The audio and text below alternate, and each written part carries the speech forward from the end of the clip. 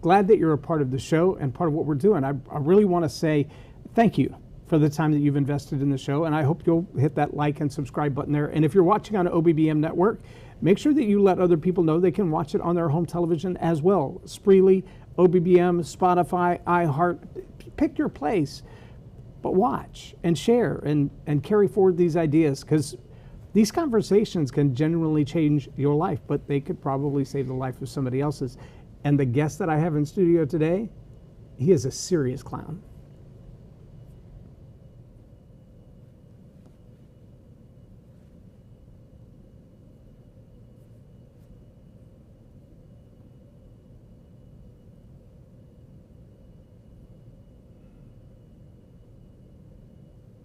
Hey, thanks for watching StoryPower TV. I have a guest in studio today. I think you're going to get a kick out. He's a serious guy. Makes serious money, does serious work, and sometimes does it with a little funny red nose on, and sometimes just over a laptop right into the prisons. I want you to help me welcome my guest in studio, Mr. Kelly Clark. I appreciate you being here. Thank you very much. Glad to be here. Now, we have crossed paths a couple of different times, most of it in the Grand Bay area to do with network meetings, Chamber of Commerce, Rise and Grind, et cetera, et cetera. Recently got to share breakfast together with the tourism event, which you guys have been a big part of for quite a while. We have. About 13 years ago, we do events. We do standalone bull riding. So I have my own arena, own bleacher system, so we can literally set up anywhere. Municipalities get a hold of us. We do fun days, festivals, stuff like that, all around the Metroplex, really around Texas. And we were doing a show, and I was at the radio station cutting the advertisement for it. I think my preference is to hear a different voice than the radio DJs so that you don't tune them out. So I used to cut all of our own ads and stuff. And so I was at the radio station. The guy that was helping me said, "Hey, would you do this in another city?" And I said, "Sure, wherever, whatever." And we were kind of up in the North Texas area. And he said, "Where would you like to go?" He said, "Parker, Tarrant, Hood, or Johnson County." I said, "Well, I already do Parker and Tarrant. I think Johnson County's rodeoed out. I'd do one in Hood, at Granbury." He said, "Man, where would you do one there?" And I said, "If I could do it, I'd love to do it at the beach, on their public beach there. They have a beautiful public beach." And so we pick up the phone, call a lady down here, and while I'm talking to her, she interrupts me and says, "Is there any way possible you could do this on the beach?" And I said, "Okay, thank you, God." So, twist my arm, please. Yeah. So we worked it out, had the first 2 or 3 years with them, and then the Historic Downtown Merchants Association had us do one, and then everybody kind of wanted to go their own way, and I was like, man, this is kind of an established event, so we picked it up after the 4th year we picked it up, and we've had 13 bull ridings on the beach now, and it's one of our biggest and most successful ones that we have. So, what makes an event like that successful? I think the location. In real estate, it's location, right? And it's just so unique. The last 2 years, we've had 80 bull riders, which is incredible because people around the country aren't getting that, and they do follow our company around. We do anywhere from 5 to a dozen shows a year. Each year kind of fluctuates, but 2 years ago we did 12 shows. Last year we were back at 5, and so again it fluctuates. But they follow our shows around.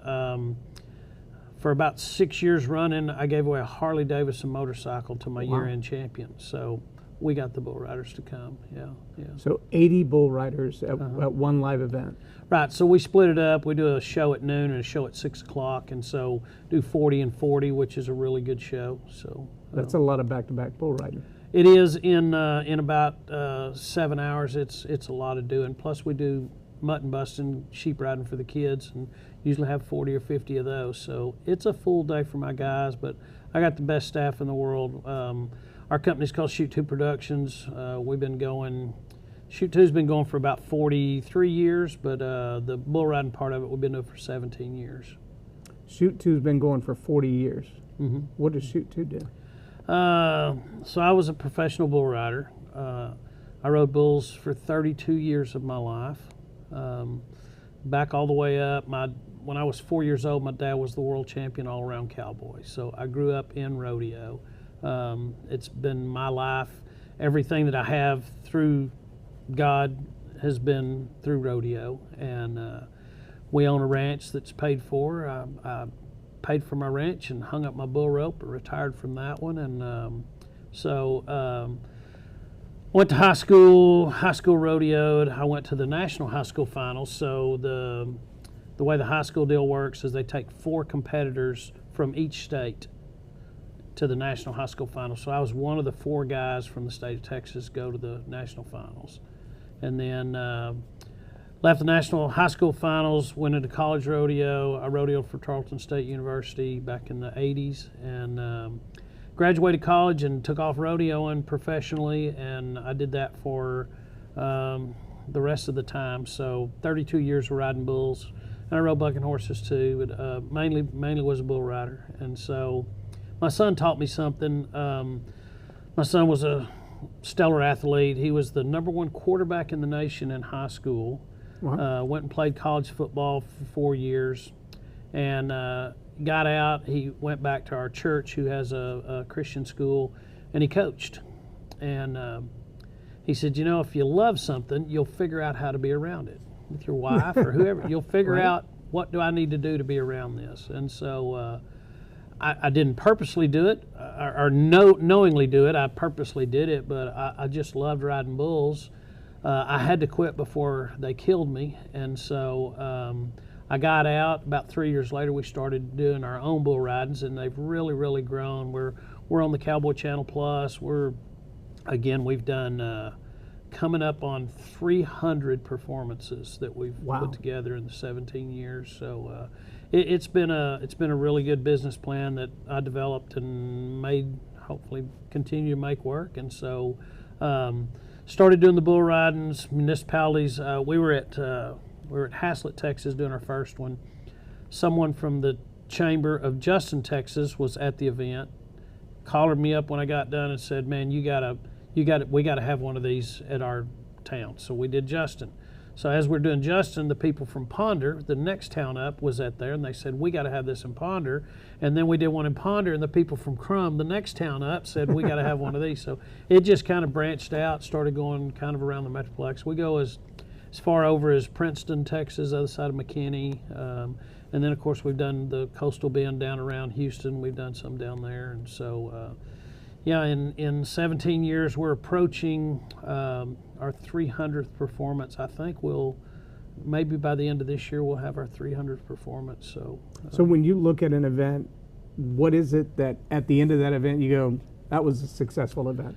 So I'll tell you, in all the times we've been doing them, we're our hardest critic.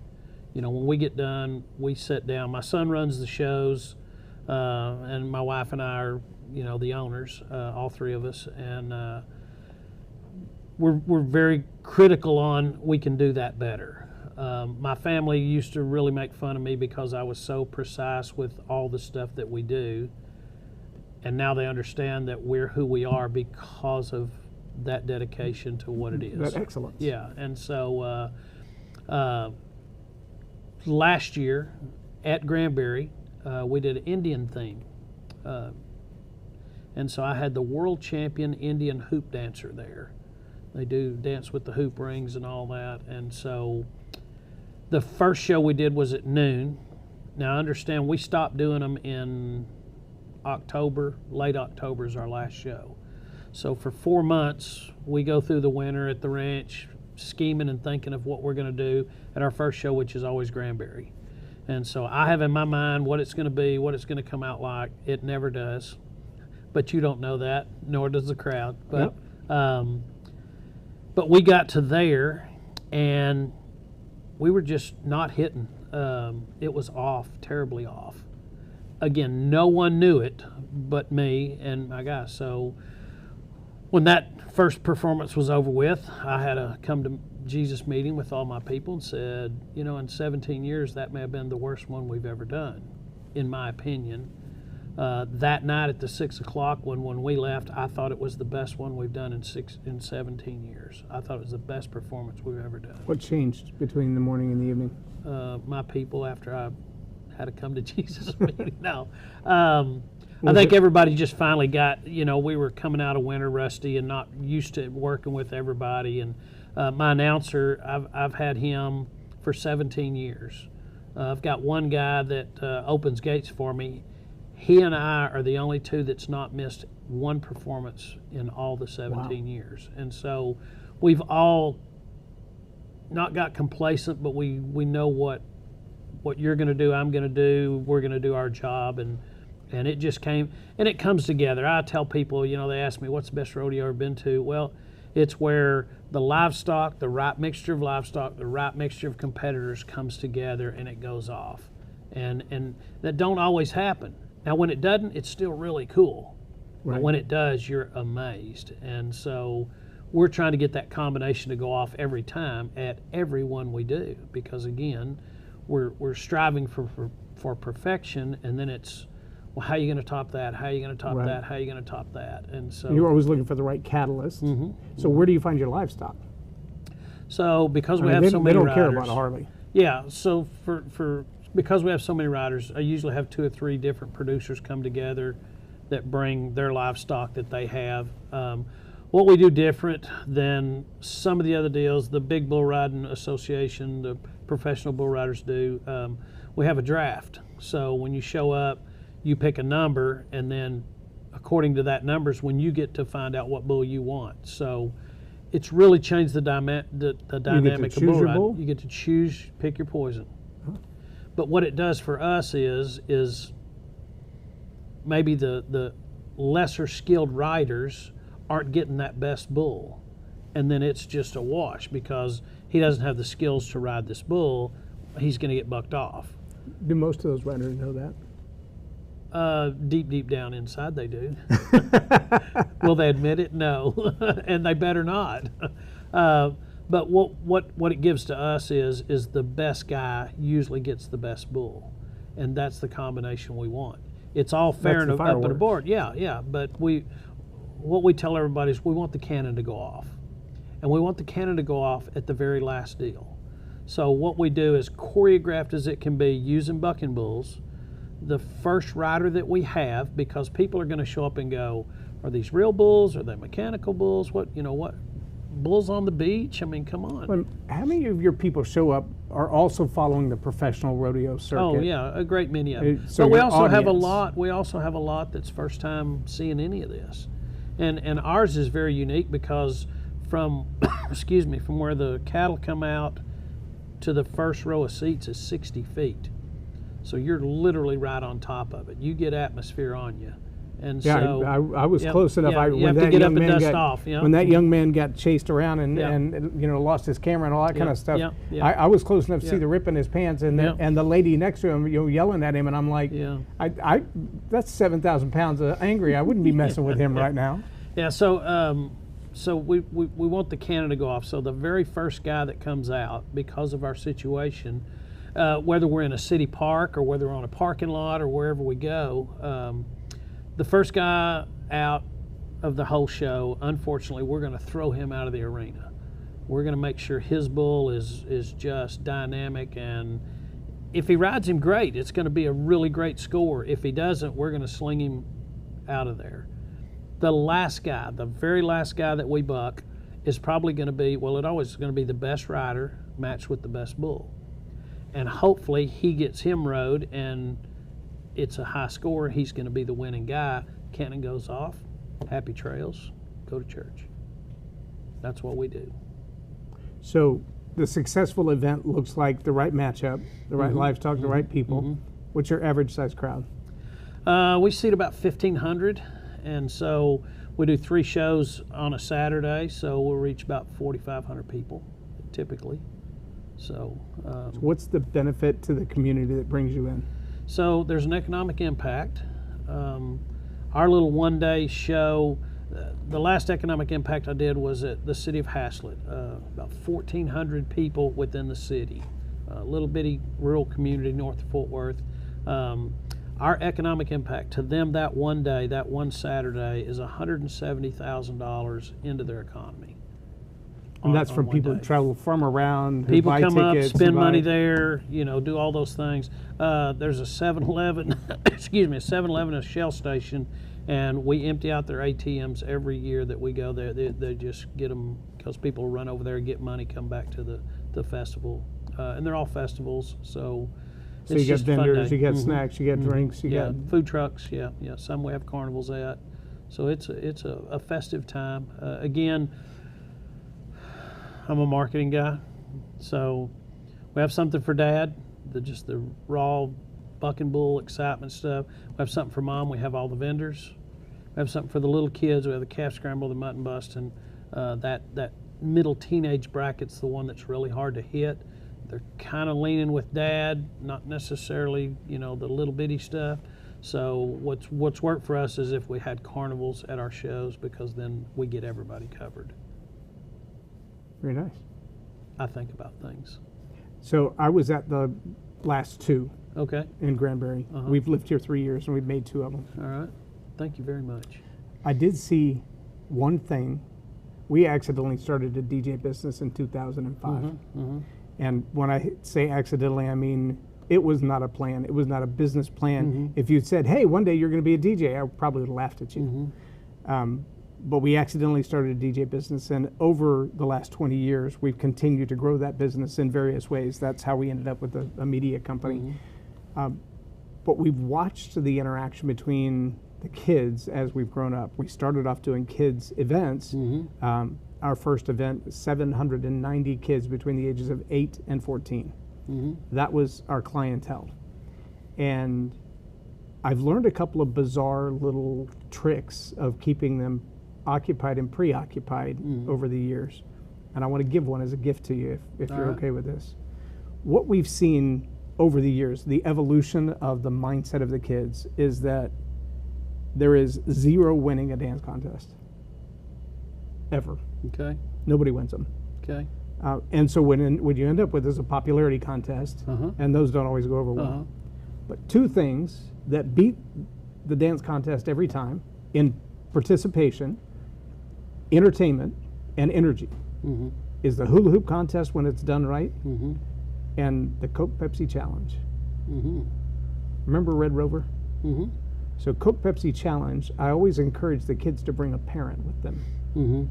And then we just have them line up in 2 lines facing each other. And I assign one name to one group and one name to the other group, Coke or Pepsi, and then I give them a set of bizarre instructions.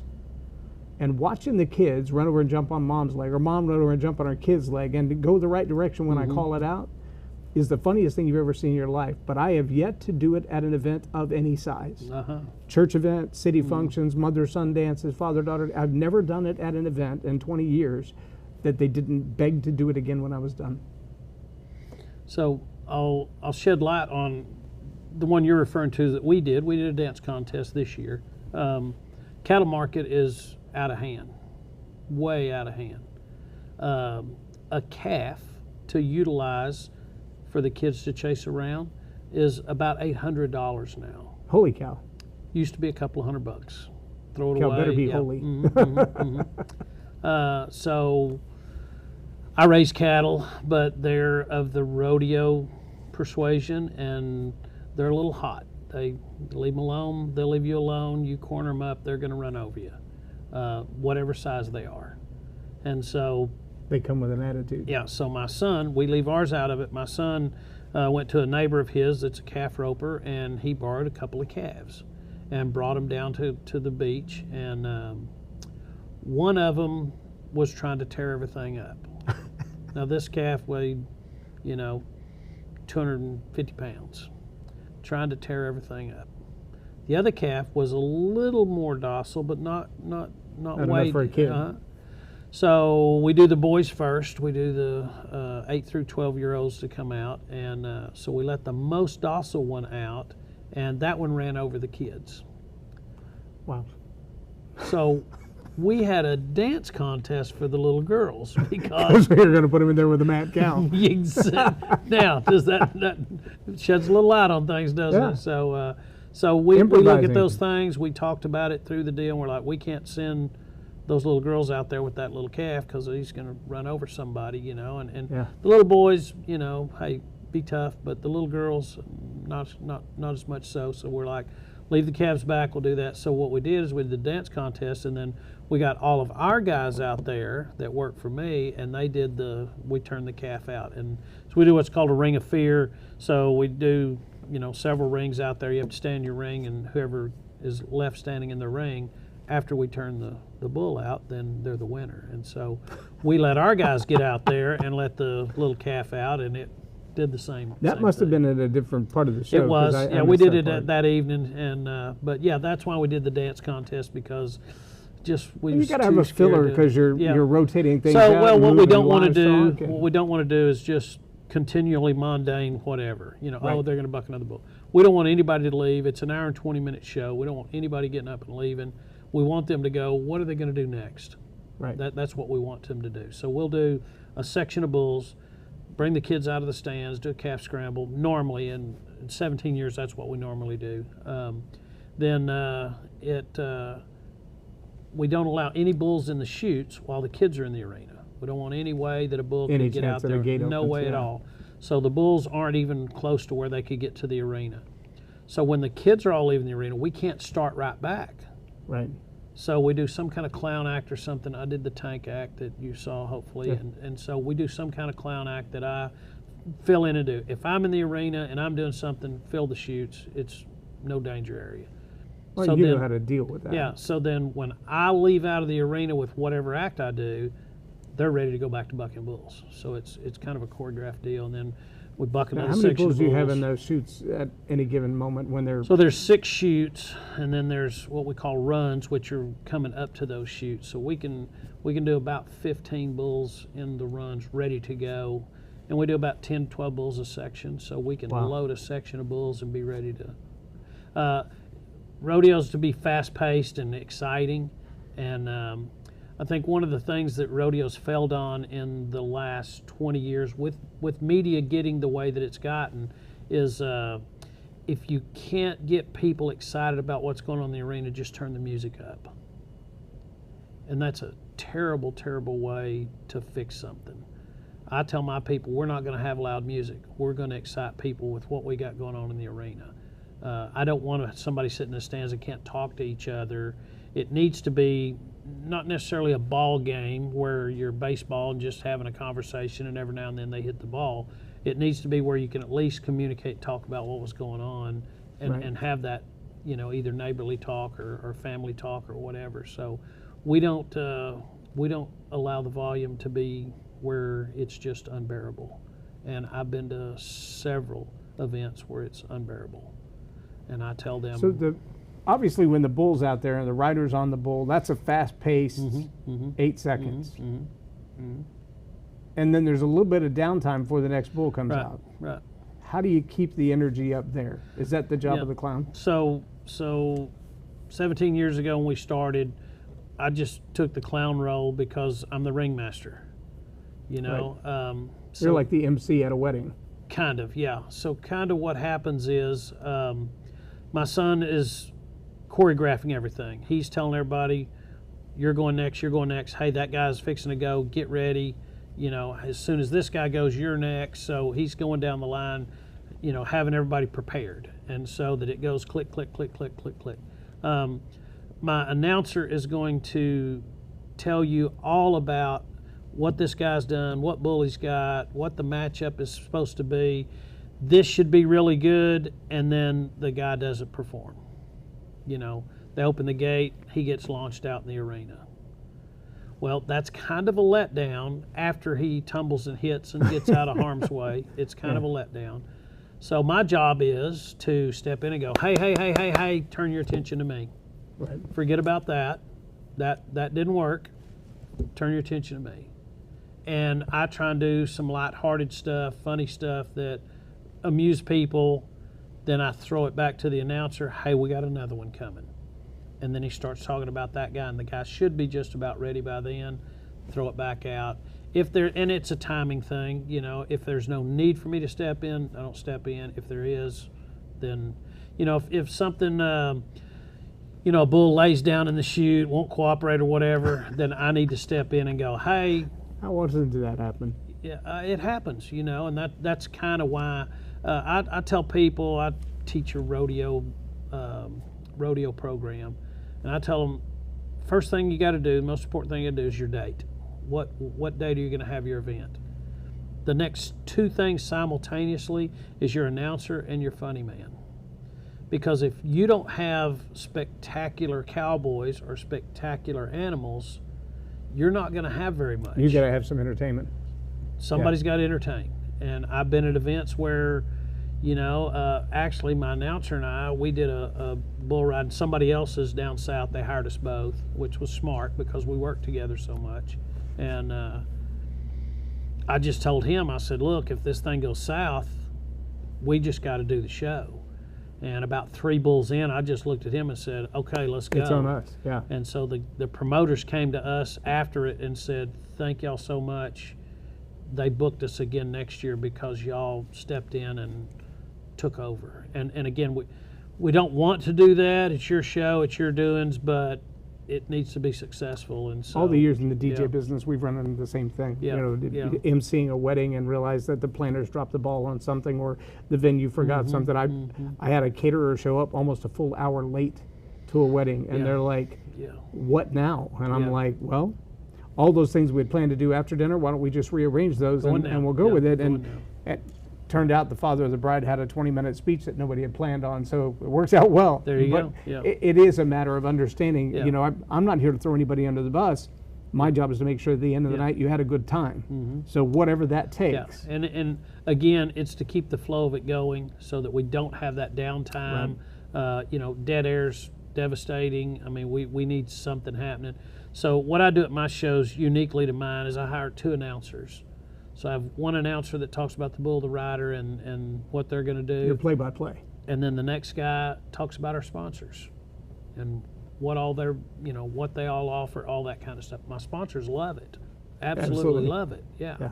I heard someone say the other day, when you're running an event and you put the agenda out there, make sure you write on the agenda, at this moment we're going to announce all of our sponsors, because the sponsor wants to know that they're not an afterthought at your event. I got your money, now we're moving on, but they want to know they're going to, this is a date. Yeah. You're going to keep talking to me even through the event. In particular with our setup, we don't have shoot 1, 2, 3, 4, 5, 6. We have the mesquite pit shoot.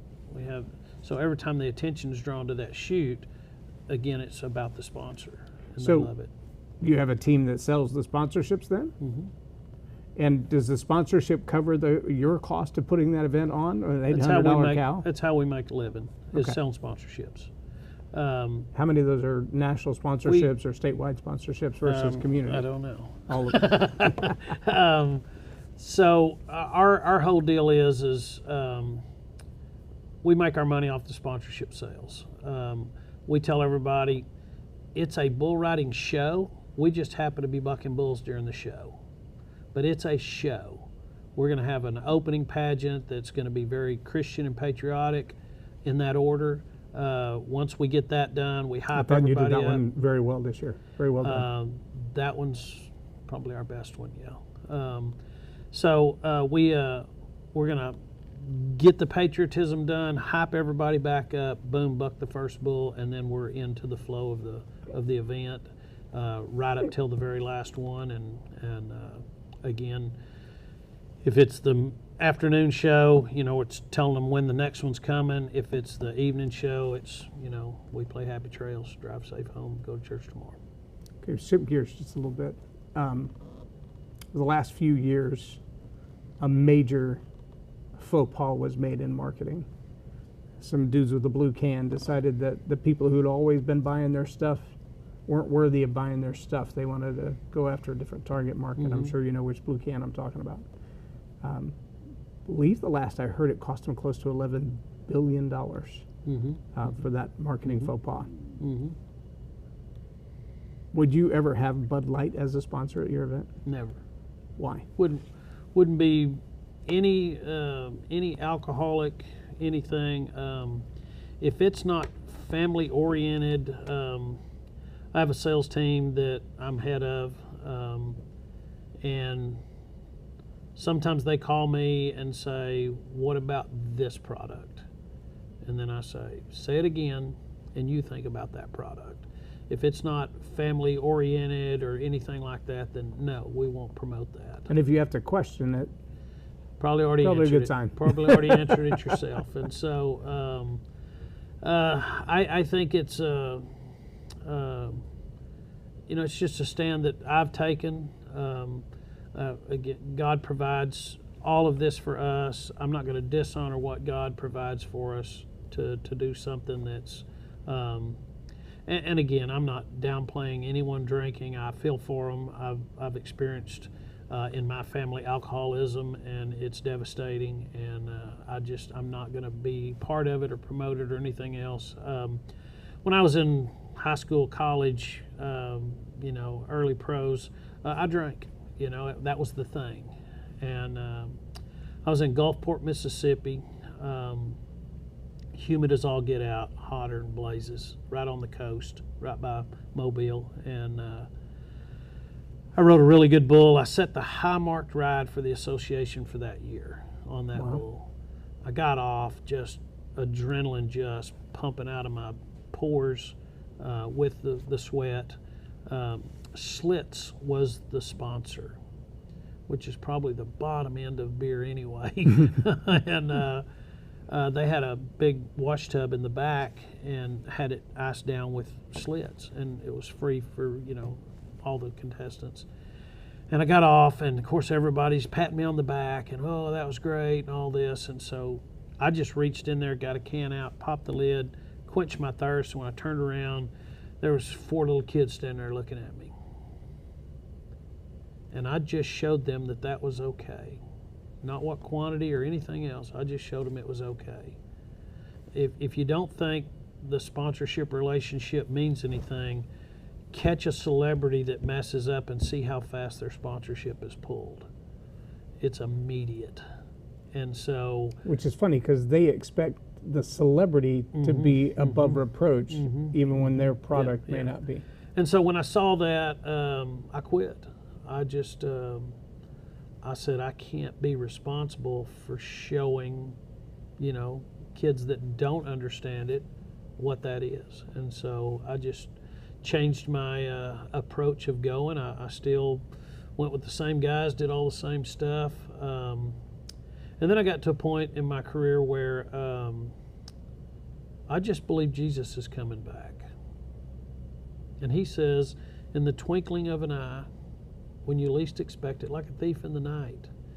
And we would go to rodeos all over the country. I remember, in particular, we were at Cincinnati, Ohio, and our MO was to go to the rodeo and go straight to the bar and party at the bar. When the bar closed, we'd take off to the next rodeo the next day. And so I just thought, I don't want to be caught alive in here, much less dead in here, right? Yeah.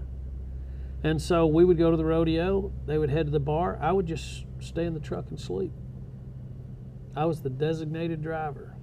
And all my buddies would go in, they would drink, they would come back out, rowdy and carousing, and I'd get up and drive us to the next rodeo. They'd pass out in the truck, and we'd go to the next one.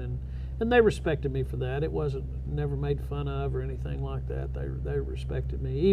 Even when I used to even go in, they would, they'd bring a whole thing of drinks, and they'd have my Coke with them, knowing that I wasn't going to be drinking, So, and you personally take that stand because I worried about my testimony and lifestyle evangelism. People see you and see what you do and what you don't do and what you put up with and what you don't. And so I just took a stand, and God blessed it.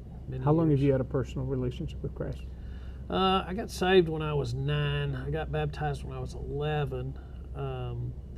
My personal walk didn't really start wholeheartedly until I was 29. My wife said that in college is when I met her. She said, "You're the only guy that ever asked me to go to church." Wow. Everybody was trying to ask her out and stuff, and she said, "You asked me to go to church." And I wasn't a goody two-shoes by any means. I wasn't true to my walk or anything else. And so my wife and I got married we took off rodeoing. And 1985, I was the Jeep 4 on the Floor Challenge Cowboy. So AMC Jeep Corporation gave me 2 trucks and sent us all over the country. Nice. My wife and I, Canada, I mean, everywhere, paid for everything. I mean, we were 20, I was 25, she was 22, and we was literally making more money than we could spend, which was just crazy. 2 kids that didn't know no better, you know, and we were running all over the country. Bought a bunch of real estate with it, didn't you? I bought some, but not, I wasn't smart. I bought a bunch of junk. We just spent money. So we ended up at the end of the 85 season. My wife came to me and she said, hey, let's don't take on anything else. So what we had with the Jeep deal is they would send me to a rodeo. If it was a 4-day rodeo, I had to stay there all 4 days. Well, everybody else was going to 3 other rodeos. So, I mean, I couldn't keep up with anybody. You know, I had to be at that rodeo, and then I would go over to this next one. You were working for Jeep, not rodeo. Yeah, right. So she came to me in December and said, hey, let's don't take on anything this year. You just try and go win the world championship.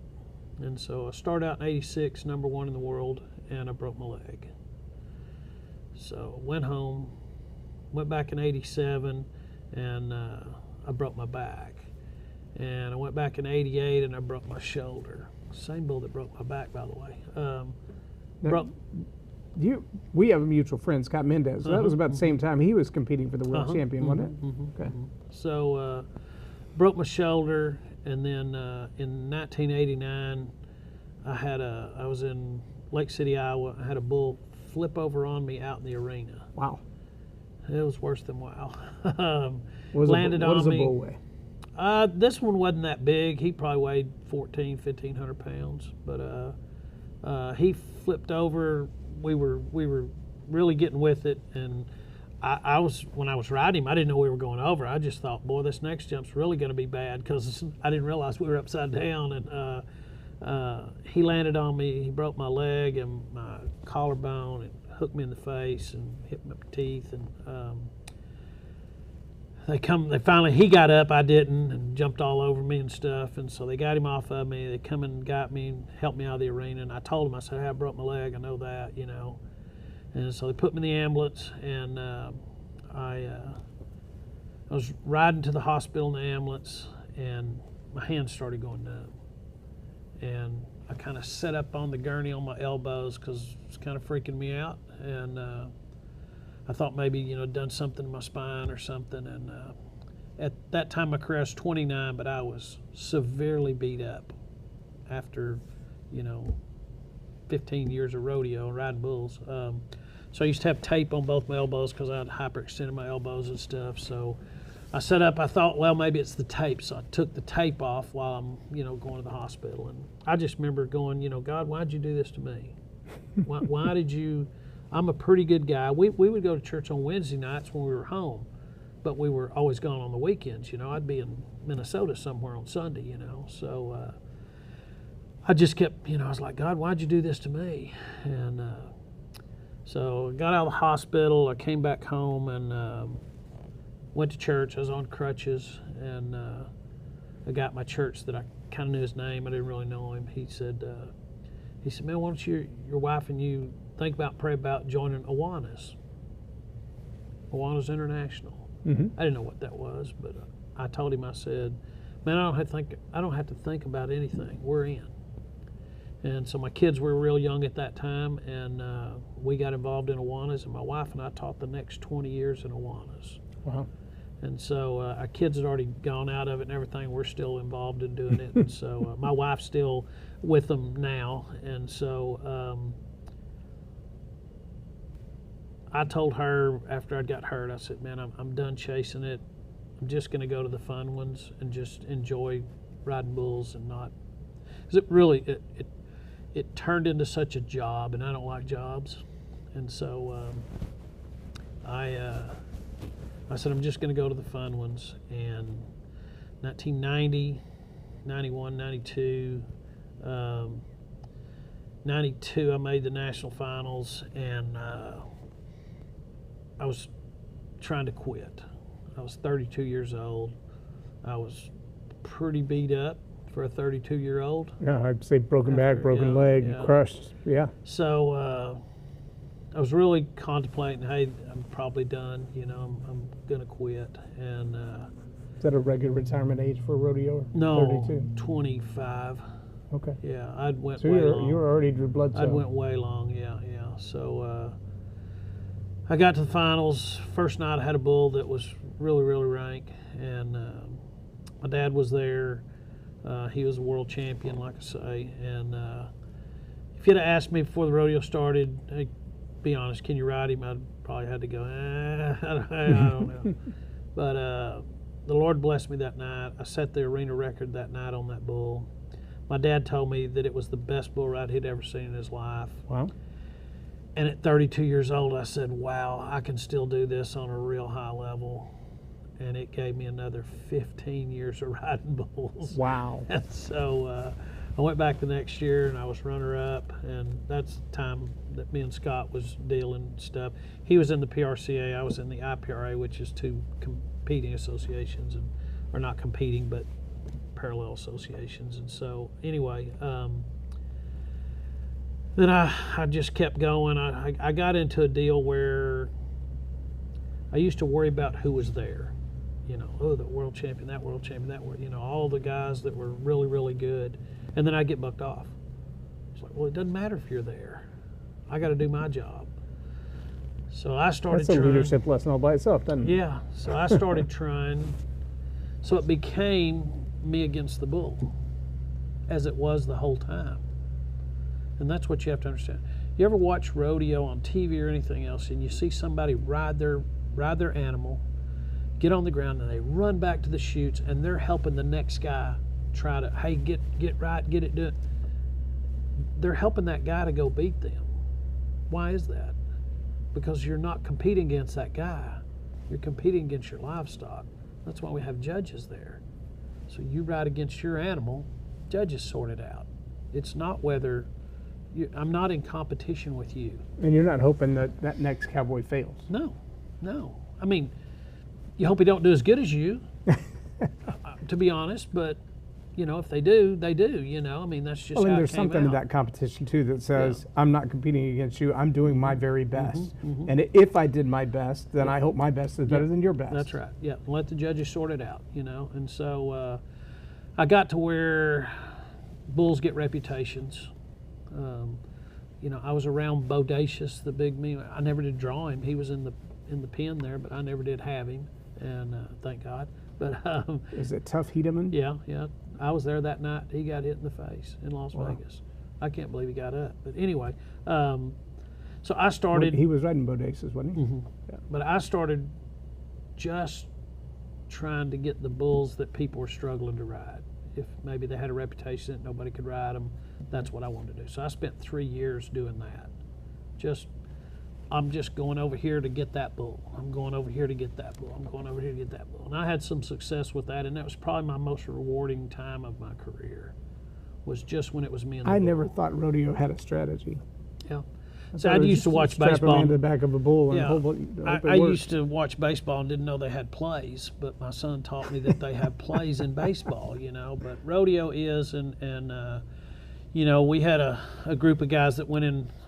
You have what's called rigs, in a certain truck, as a rig, and so in my rig, we did certain things. We didn't allow certain things, and so it was my rig. If you get in with me, you know kind of how we go, and you're always cheering for your guys. We want everybody in our rig to win something. Almost like a team of some sort. Yeah, kind of. Even though everybody Even though it's operates individual individually. sport, yeah. But yeah, it was always, we're pulling for each other and stuff. And, I beat my best friend for a national championship and or state championship. And he literally helped me in every way he could to beat him. And I did, and again, he would have wanted to win it, no doubt, but he helped me in every way he could to give me the opportunity to beat him, which it's cowboys. That's what we do. And so, Yeah, I had a chance to interview the young lady. Her name escapes me at the moment. Her and her husband do the Stampede. And she talked about how Stevenson, Wes, and what is her first name? I don't know her as well. I know Wes. Cute little redhead. I've only met Wes once, but had a great talk with her. And she said the cowboy family was the reason they started the Stampede, to raise funds through what they know, which is rodeoing, for kids who have special needs or born with defects or whatever else. And I thought, I would have never, like I said, I didn't know there was a strategy to it. I didn't know there were tactics to it. They didn't get on, hold on, and don't fall off too soon. Keep your eyes shut. Yeah. And keep your hand up, apparently. Right. I didn't realize it was such a tight community. But when you talk about a community of faith, like a church, I know there's several cowboy churches around here in Granbury. We've attended a couple of them just out of curiosity, like the car show that comes, and they do a Sunday service every year when they're done. I didn't realize the level of interest, camaraderie, commitment, and family that's built around the idea of rodeo, because you don't see it as a team sport. An NFL team, you see a team, they've got a team name, it's got a brand, they all wear the same jersey until they get a better offer. And then they go someplace else. Then and they're play. a different family. And they're a different family. And I didn't realize rodeo had the same kind of environment on it. And let me go back to my ambulance ride. I questioned God, why did you do that to me? And it took me a few months to find out that he didn't do that to me. He did that for me. And there's a big difference. He did that for me so that I could go and do what he had me to do. God says, if you'll seek ye first the kingdom, I'll give you the desires of your heart. He didn't ever take any of that away from me. I just needed to do what he wanted me to do, and he gave me everything else.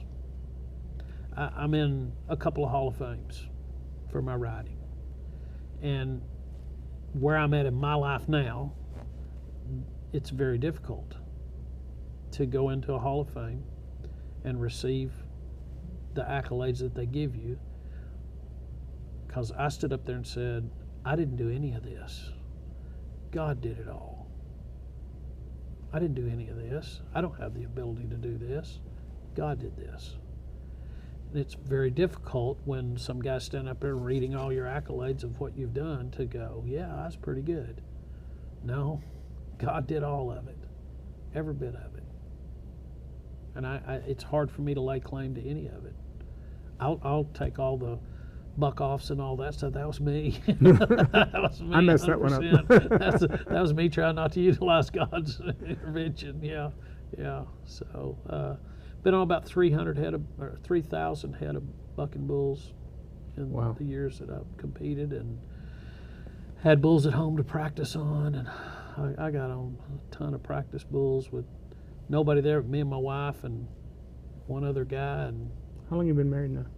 43 years. Wow, that's a minute. Same girl. Yeah. We're real involved in our church life. Real involved. I don't like using the term ministry, because I don't know that it's a ministry that we have, but I told you about our Facebook Live deal that we do every Sunday, and we've been doing it for 6 years. Hadn't missed a Sunday wherever we're at in the country.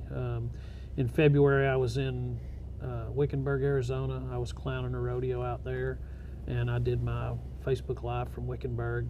As a clown? Different time zone, but I did it in this time zone. So I didn't. No. Have you ever done that? No, I don't think that's appropriate to be reading the Word of God in a clown outfit.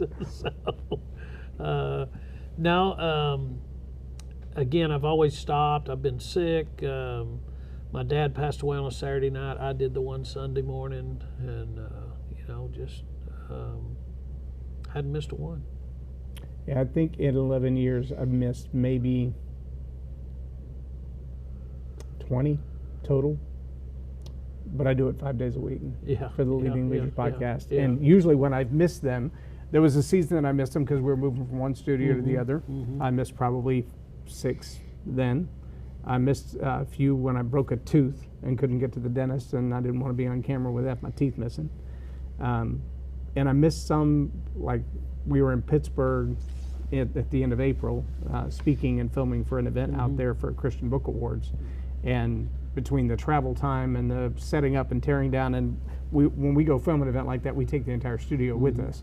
So I got no equipment anywhere, and you can't set it all up in a hotel, and You can't do the same thing on the phone. So right. there are times that I'll go live, and I'm like, I'm grateful that I can go live that way, but I can't submit that to the television network in the same way that we, do the multi-camera shoot in the studio. So it doesn't feel the same. I can tell you the irony to me, and I'm sure you experience the same thing, unless you're doing a J. Vernon McGee read through the Bible, verse by verse by verse by verse. The number of times that I wake up in the morning and I'm like, I have no idea what I'm talking about today. It's every day. I walk into the studio, I don't know what I'm talking about. I'll sit down to prepare the live stream, and I'll say to my wife, what's a good title for today? And she's like, that's on you. Yeah. And it's such a blessing when God wakes me up like he did this morning at 5:45 and gives me a title. That doesn't always mean he's going to give me the content. But you have the title. Well, and it's ironic because I'm guessing when you're coaching rodeo, especially the production side of it, because there's so much business operation that goes into that. When I coach speakers, motivational speakers, mompreneurs, pastors, politicians, whatever, I get always those ones that come to me, they're like, I'm anointed. What do I need to study for? I'm like, well, that's funny. The most anointed man on earth, in fact, at the time, the only one who was carrying the Holy Spirit, studied to show himself approved of God and man. So there's got to be something in there to squeeze out. 2 Timothy 2:15. It's my life verse. Mine is 1 John 2:27. There you go. And so the idea of walking in and conjuring up a message isn't what happens. What happens, though, is God kind of pokes me somewhere and he's like, you remember this? Yeah. Remember when you learned this lesson? Oh, and by the way, you need to teach this one again because you didn't get it yet. Yeah. Or you need to reinforce this one again. Say the same thing differently. Teach us first. Yeah. Always. Yeah. And I think there's a triple addiction to doing the podcast that you probably experience with yours as well. The first is it gives me a reason to study, to read, to fill up, because you can't pour from an empty cistern. The second thing is I'm always growing. And so it allows me to express that, because you can't fill up a full cistern either. So it's got to be flowing in and flowing out. But then the third part of that is it's just constant practice for that time when somebody says, hey, I want you to come speak at my event. I want you to MC my event. I want you to whatever it is. I know that I'm not rusty because I never take a day off from that thing that is my greatest gift. Somebody asked me a week or so ago, do you get nervous? I said, I've been teaching for 39 years. Yep, I still get nervous every week. Why? Because I'm teaching God's Word. Yeah, because it's the responsibility. I'm not nervous about the crowd. Yeah, I don't care about that. I'm usually trying to keep them entertained with my side of it, but not with the Word of God. But I take it very seriously, and sometimes I'm better prepared than other times, if you know what I mean. Yeah. And sometimes all the words are there and your heart's not in the right place, so you got to check. I always pray that God teaches and God gives us understanding. It's not me. He just uses me to stand up in front of everybody. I tell everybody I'm not much of a teacher. I'm just a pointer. I say, flip over and look at that. I flip over and look at that. Well, look at that. Yeah, there you go. Yeah. It's like the guest I spoke to recently said, someone said, you've always loved God more than you've loved us. And I thought, what a brilliant accusation. Yeah. I mean, if I was accused of loving God more than I love my family, is it right? That's exactly what you want. But I always want that same conviction. I'm not nervous about the crowd. I'm not nervous about 2 people or 2,000 or 200. I think my largest crowd so far is like 40,000 over 4 days. But I've also spoke to 4 or 5 that were, dignitaries, UN ambassadors, and not intimidated by any of them. I'm more intimidated by getting it wrong. By having somebody come back and go, I heard you teach so-and-so. Had a guy that I led to Christ years ago, almost 40 years ago now, led him to Christ, and somebody else made a statement in a gathering that we were both in, and this young man came back to me. He's like, okay, so I'm really confused.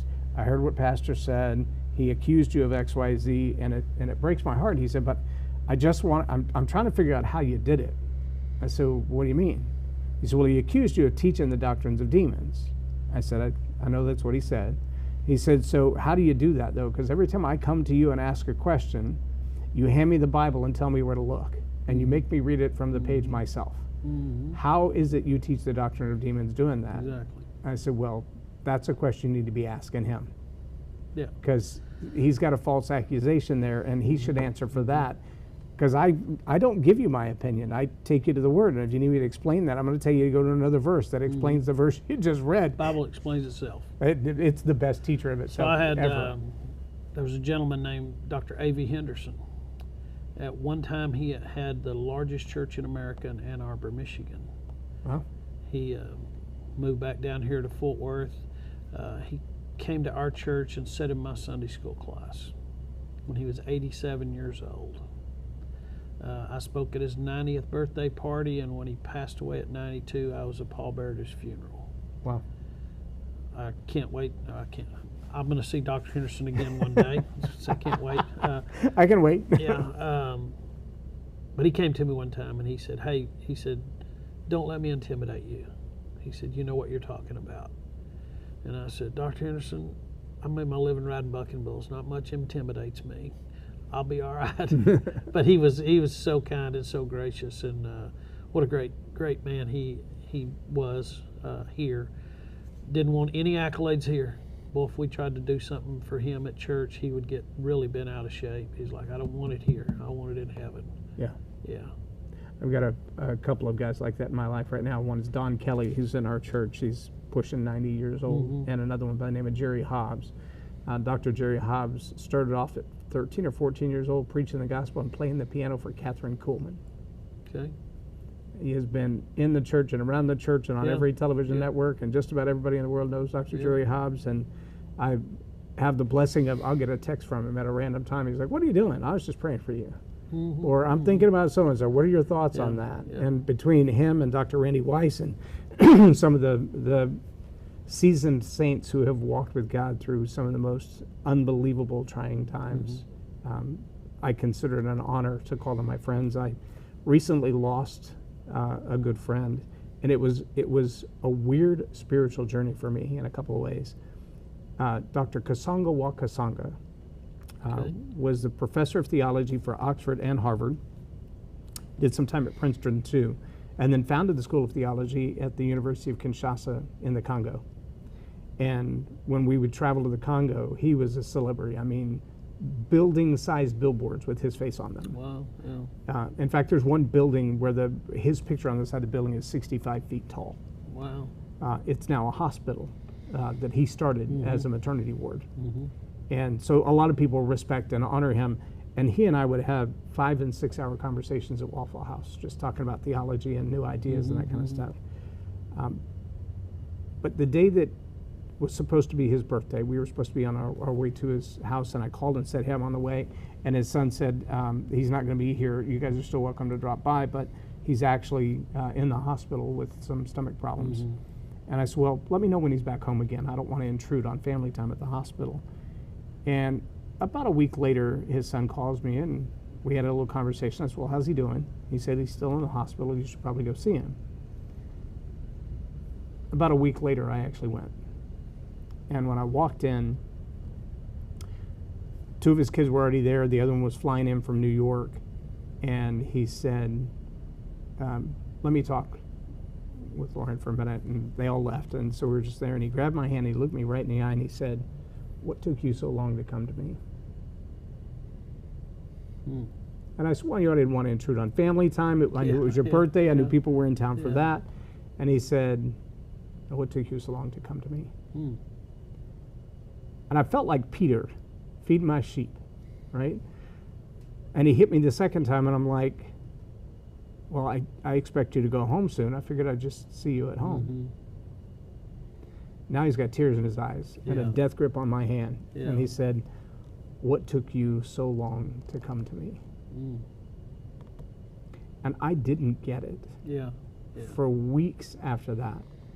And I said, I was afraid I wouldn't have the faith to pray you out of here.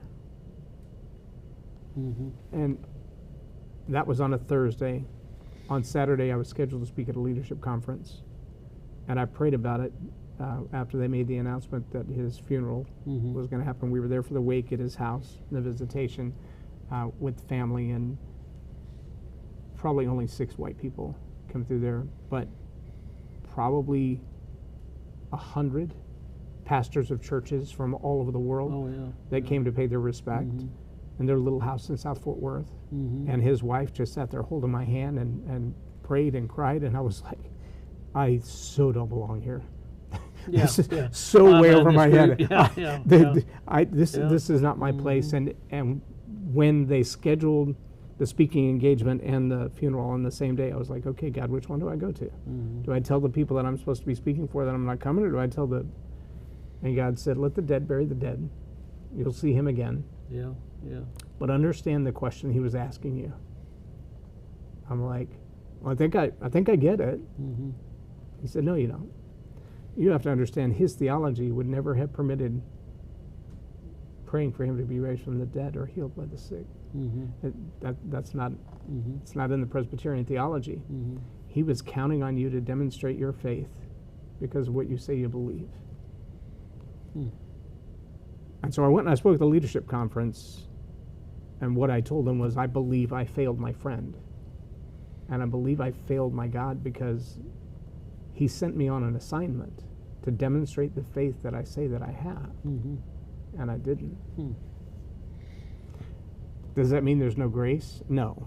The grace is there, the mercy is there, but the Nuremberg trials, over and over, all they said was, we were just following orders. I think when we get to heaven, that's all he's going to be asking. Did you follow orders? Were you obedient, even when it made no sense? You know, while you're speaking, I'm like, okay, how did we get from a bull riding on the beach to gospel presentations? And it reminded me of O.S. Criswell called me to First Baptist Dallas 30 years ago, and I was teaching them, but I didn't know nothing, no less than I know now, which is nothing. And I just got to what am I going to say? Well, I'm going to go.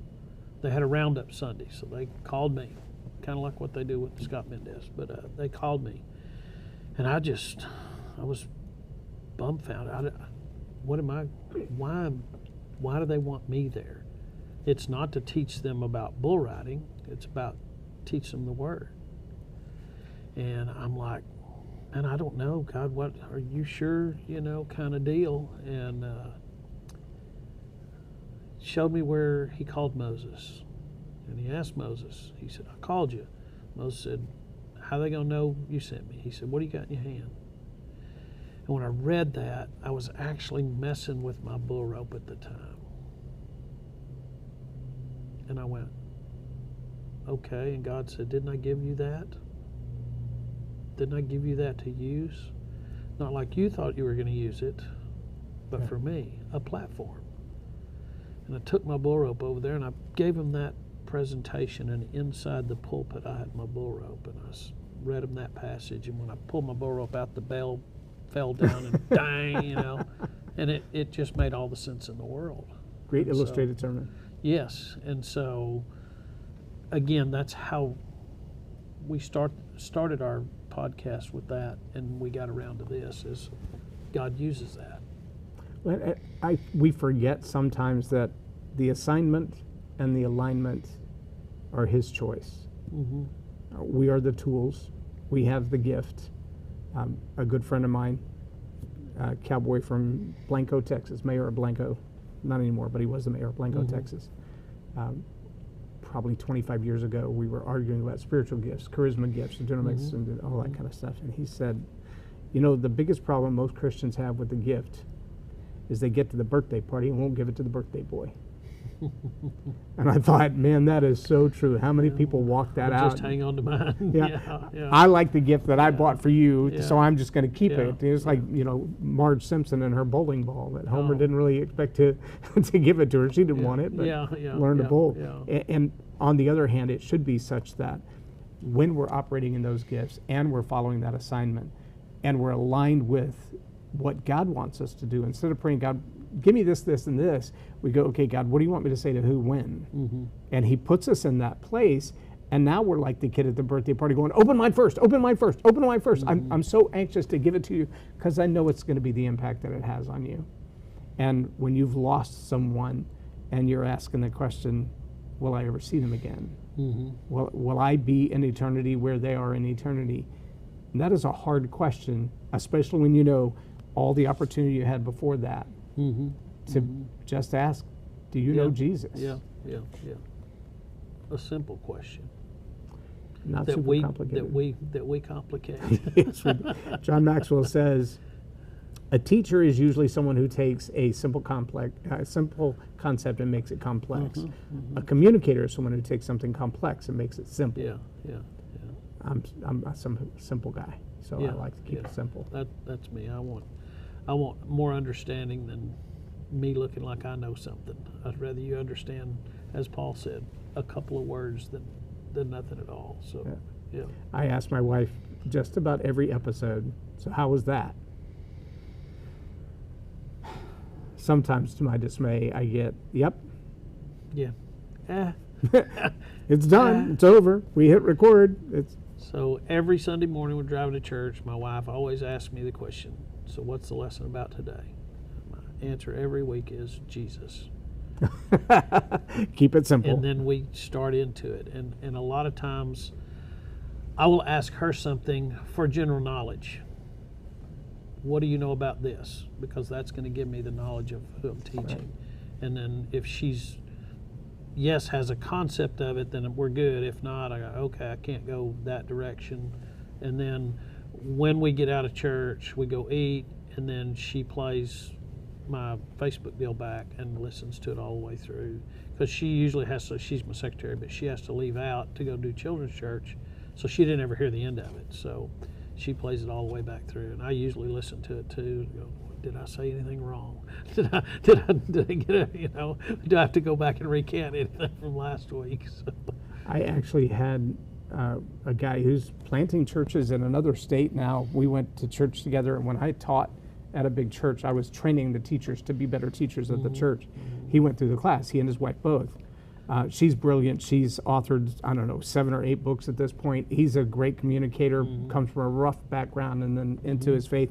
And he's a very firebrand kind of a guy. He'll argue with you over just about anything, and he's always done his homework. And so he sends me a message to deliver to his church, and I said, so did they have you tied to the platform? Because you didn't move at all. And I said, I don't know what made you decide to wear a black shirt on a black background behind a black podium, but you look like a talking head. Yeah. And then he said, okay, so what did you think of the actual presentation? And I said, at X number of minutes in, you said this, and at X number of minutes in, you said this. And he's like, I wouldn't say that. I said, well, now you got the time marks. Go back and look. Go back and listen to it, yeah. And I do the same thing. A lot of times while I'm editing, I've got the device playing on the other. I'm editing this show, and I'm listening to it over here looking at it. Did I? Who said that? Oh, wait, it was my microphone. I was the only one in the room. Yes, I think if we fail to be critical of ourselves, at least enough to be aware, then we fail our audience as well. I'll tell my class, I'm the only teacher at our church that's 100% right. Yeah, if I wasn't, and they I wouldn't that. be teaching that. But so you got it. Yeah. And Moses was the most humble man ever. Right. Yeah. So, says Moses. Yeah. So I again, 2 Timothy 2:15, study, show thyself approved, and I try. I don't always get all the studying in, but I try and get the studying in that I need to. I used to be the youth pastor at our church many years ago, and had a parent come to me and they said, man, you really seem like you know the Bible. And I said, well, if you're going to teach my kids, you better know it. Yeah. I think it's a huge responsibility. God called me to teach. That's a huge responsibility and undertaking. I don't ever want to take it lightly. I thank God all the time that he called me into that ministry, and I don't ever want to be to where he's done with me. And knowing that, and a lot of people miss this, that their vocational calling doesn't have to be ministry. Because Can't all if be he's, preachers. if he's blessed you in a vocation that financially makes you capable of doing what you do, Yeah, why would you deny that gift? yeah, But so many people are like, well, I'm going to quit this and go into full-time ministry. I'm like, well, you could, but what's wrong with Or ministry just- where you are? yeah, Ed Silvoso yeah, talks yeah. about be a pastor in your current job. yeah. Taxi cabs So and ice cream I'm sales. very short fused on youth pastors that's what their occupation is. I did that, and I ran a company and raised my family. And I rodeo. did all the above and Yeah. got it done, you know. And I always say, you know, what's the results? You know, my Yeah. wife and I feel like we put two pretty good productive members of society out there in our two kids, and we did the same thing with the youth department when we were responsible for it. We had some very, very good people that are still involved in the ministry, still involved in church, and now their kids are involved in church. So, you know, we just look at, I tell people all the time, show me somebody's kids and I'll tell you who their parents are. Yeah. You know, I mean, you just identify them. It's that easy. And it's very rare that you're going to get a kid who just will not comply or conform. Yep. But the truth is that there's evidence either way. Mm-hmm. I hope that as I live my life, people can look at me and go, well, we know who his father is. Yeah, yeah. Could you be accused or even prosecuted as being what you think you are? You know. Sometimes yes, sometimes I don't know. You know. So. I have my moments. Yeah, yeah, yeah. I tell people I'm saved. I'm not much of a Christian, but I'm saved. I'm not very Christ-like a lot. Have you ever heard Jordan Peterson answer that question? No. Do a YouTube search sometime. Is Jordan Peterson a Christian? And listen to his answer. Yeah. It will blow you away. Yeah, It is one of the most convicting answers I've ever heard. yeah, yeah. God said, if you love me, you keep my commandments. He says, if I truly lived as if I believed there was a God, I would have already ended myself. Yeah. Because I can't live up to that expectation. I'm like, what that tells me is he has a very full revelation of who God is and a very limited revelation of who Jesus is. Mm-hmm. Mm-hmm. Because he hasn't yet experienced the grace. Yeah. Love. Sinners in the hands of an angry God. Mm-hmm. Mm-hmm. Kelly, is there anything I failed to ask today? Man, you got my life story out. You didn't pour your heart out on the table, but I did. They'll have to watch another show for that. Yeah. So let me ask you the key question for this show. Who is Jesus to you? Jesus is God. He's the substitutionary payment of my sin debt. I accepted the fact that he died on a Roman cross. He ascended on high and sprinkled his blood on the mercy seat, and God accepted that blood sacrifice. And he came back down here, and he's coming again as Lord of Lords, or King of Kings and Lord of Lords. He is my personal Savior, and I know he's God. And why should I care about that? Simply because you will stand in judgment one day. There's not a my idea and your idea. Look, the only truth is God's truth. Mankind has tried to establish whatever truth he wants, and that's not true. So the King James Version of the Bible, you just opened up a whole nother can of worms. The King James Version of the Bible, probably the height of the English language, Shakespearean times and all that. So people refer to it as archaic. The ETHs on verbs are continual verbs. Abideth means always Abiding, being keep with on you. abiding. Yeah, not just here, but always here. Yeah. I learned that because God said, if you love me, you won't sin. And I went, well, I don't very seldom ever tell God I love him because I'm a sinner, and I don't want to call him a liar. But that's not what the Bible says. The Bible says, he that sinneth, that continues in that sin. And so we're to repent and turn from our sins, and God is faithful and just to forgive us our sins, and we strive to do better. We're trying to succumb to God's will, but it's hard to do in these bodies, in our physical bodies. I explain it that I draw a little gingerbread man, and then you get born again, and your little spirit man's a little bitty, and it can't fight against the physical man. So the spiritual man has to get fed spiritually. So on Sunday mornings, little physical or spiritual man wakes up and says, I got to go to church, and you got to take me there. And the battle ensues. And the physical man says, there's nothing there for me. Listen, we've went from pews to soft chairs. We've got donuts and coffee. We've went to donuts and coffee shops, trying to adhere to the physical man so that the spiritual man can get there. And then the spiritual man, my spiritual man's strong enough now that we don't have that battle. We have it in other areas, but not in that battle. At my house, we didn't say, it's Wednesday, are we going to church? That was never a question. It's Sunday night, are we going back? No, that was never a question. That's what we did. And we were strong enough spiritually to do that. My daughter got saved when she was 5. My son got saved when he was 6, and they got every bit of it. And their life, their fruit has showed that their whole lives. My daughter's 38, and my son's 34. And so they're still both in church, still got their kids in church, families doing, have ministry. My son-in-law is actually a youth pastor. Didn't start out there, but is now. And so anyway, it's important to you because where you're going to spend eternity.